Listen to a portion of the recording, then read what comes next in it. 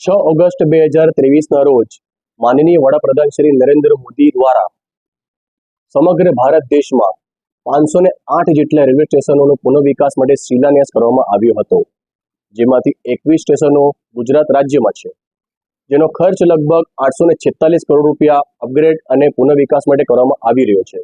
નમસ્કાર દર્શક મિત્રો, હું છું ઝુબેર ખાન પઠાણ અને આપ જોઈ રહ્યા છો U24 ન્યૂઝ ગુજરાતી। જાણીએ આ રિપોર્ટ વિસ્તારથી।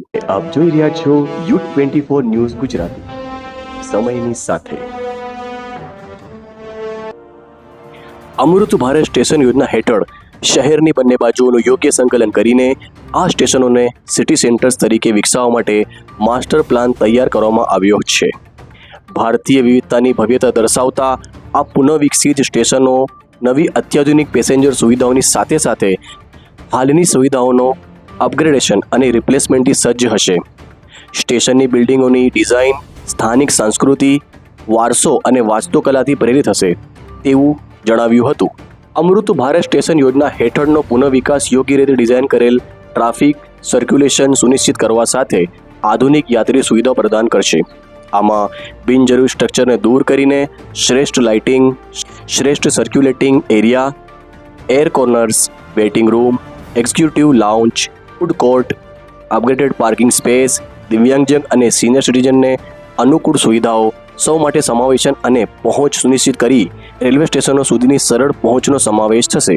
ગ્રીન એનર્જી વગેરેનો ઉપયોગ કરીને પર્યાવરણને અનુકૂળ બિલ્ડિંગ વગેરે આ સ્ટેશનો જાહેર પરિવહનના અન્ય સાધનો સાથે મલ્ટી મોડલ કનેક્ટિવિટીની સુવિધા પણ પૂરી પાડશે। આ નવી અત્યાધુનિક સ્ટેશન બિલ્ડિંગ યાત્રીઓની યાત્રાને વધુ સુવિધાજનક અને આરામદાયક બનાવશે। તે શહેર માટે એક વધારાનું આકર્ષણ બનશે। ત્યારે દાહોદના રેલવે સ્ટેશનની પણ કાયાપલટ અમૃત ભારત સ્ટેશન યોજના અંતર્ગત કરવામાં આવી રહી છે, પરંતુ જે પ્રમાણે સર્ક્યુલેટિંગ એરિયામાં ડિઝાઇન તૈયાર કરી અને સ્ટ્રક્ચર ઊભું કરવામાં આવ્યું છે, તેમાં તો દાહોદમાં વસેલા નાનકડા વરસાદે કોન્ટ્રાક્ટરના કામની પોલ ખોલી નાખી છે, જેમાં સીલિંગમાંથી પાણી ટપકી રહ્યું છે। જ્યાં એન્ટ્રી ગેટથી લઈને અંદરના સર્ક્યુલેટિંગ એરિયામાં વરસાદી પાણીની ધારાઓ ઉતરી રહી છે, જો કે હજુ તો બનીને તૈયાર થયું નથી। તે પહેલાં વરસાદના પાણીની એન્ટ્રી રેલવે સ્ટેશનના વેઇટિંગ એરિયાના ભાગમાં જોવા મળી રહી છે। આ રેલવે સ્ટેશનના કામકાજની કાયાપલટ થતી કામગીરીમાં વરસાદ વિઘ્ન બન્યો અને આખરે રેલવે સ્ટેશન તૈયાર થઈને ઊભું થાય તે પહેલાં કરેલા કામકાજની પોલ ખુલી ગઈ છે।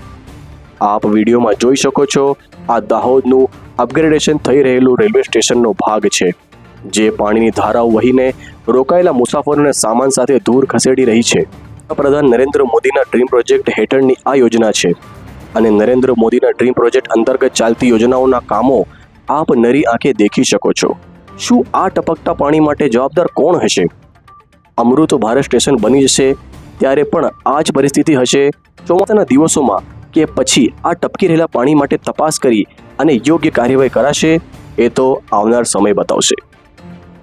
રિપોર્ટર વાજિદ ખાન પઠાણ જોડે U24 ન્યૂઝ, દાહોદ।